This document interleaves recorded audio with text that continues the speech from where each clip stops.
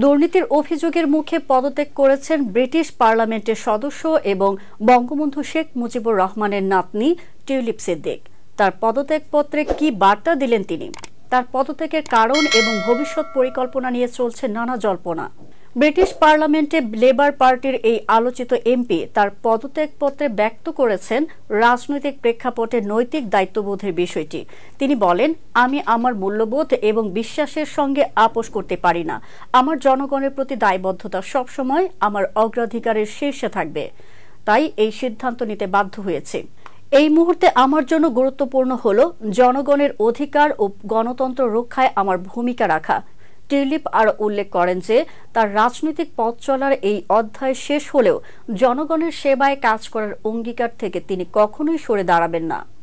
তবে বিশেষজ্ঞরা বলছেন তার পদত্যাগ লেবার পার্টির জন্য একটি বড় ধাক্কা। টিউলিপ সিদ্দিকের ভবিষ্যৎ পরিকল্পনা এখন সবার আলোচনার কেন্দ্রে। এখন দেখার বিষয় এই পদত্যাগ ব্রিটিশ রাজনীতিতে কি প্রভাব ফেলে।